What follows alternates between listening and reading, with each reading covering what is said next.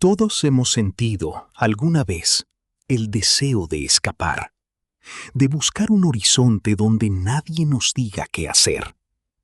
Jesús conocía bien este rincón del alma humana. Él contó la historia de un joven que, teniendo todo en la casa de su padre, decidió que su herencia valía más que la presencia de quien se la dio. «Padre, dame la parte que me corresponde», dijo. Y con esas palabras comenzó un viaje que muchos de nosotros todavía estamos recorriendo. El viaje hacia el vacío. Al principio, el camino parece brillante. El dinero abre puertas, compra amigos y alquila felicidades temporales. En esa provincia lejana, el joven pródigo vivió como si el mañana no existiera. Pero hay una ley silenciosa en el desierto. Lo que se construye sobre el egoísmo siempre se desmorona. Pronto, el brillo se apagó, el dinero se terminó y el hambre golpeó su puerta. Aquel que quería ser rey de su propio destino terminó siendo esclavo de su propia necesidad. La caída fue brutal. El joven terminó en un campo, cuidando cerdos. Para un judío de la época, este era el nivel más bajo de humillación. Tenía tanta hambre que deseaba la comida de los animales. Allí, en medio del lodo y el olor a derrota, se dio cuenta de una verdad dolorosa. Había cambiado la mesa de un hijo por la miseria de un extraño. A veces, Dios permite que toquemos fondo para que el suelo se convierta en el único lugar desde donde podemos mirar hacia arriba. ¿Alguna vez te has sentido así? ¿Como si hubieras desperdiciado tus mejores años?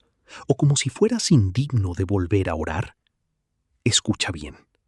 El joven, en ese momento de oscuridad, volvió en sí. Recordó que incluso los jornaleros de su padre vivían mejor.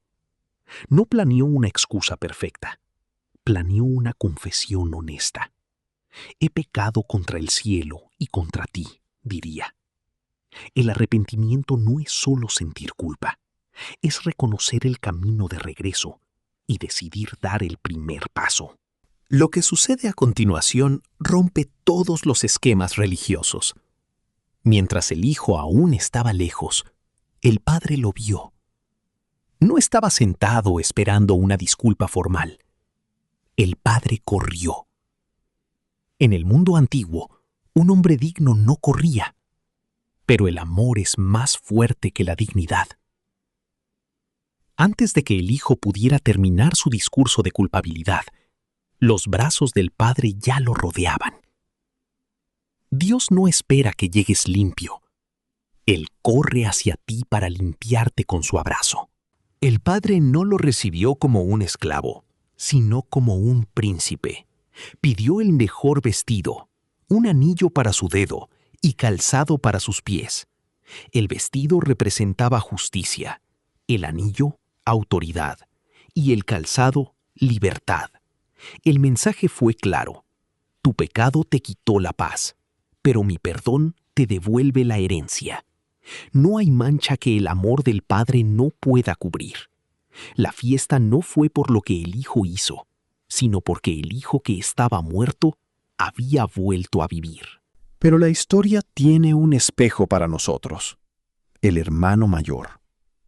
Él estaba en el campo, cumpliendo órdenes, pero su corazón estaba tan lejos del Padre como el de su hermano. Se enojó por la gracia. A veces podemos estar dentro de la iglesia, cumpliendo reglas, pero sin entender el amor. El Padre también sale a buscarlo a él. La pregunta para ti hoy es: ¿celebrarás la misericordia de Dios con los demás? ¿O dejarás que tu propio juicio te aleje de la fiesta del perdón? Hoy, el Padre te está mirando desde el camino. No importa si estás en el lodo del desierto o en la frialdad del cumplimiento religioso. Hay un lugar en la mesa con tu nombre. El pasado ya no tiene poder sobre quien ha sido abrazado por la gracia. Si este mensaje ha tocado tu corazón, te invito a suscribirte a Voces de la Biblia y compartir este video con alguien que necesite saber que todavía es tiempo de volver. Recuerda, en casa del Padre siempre hay esperanza.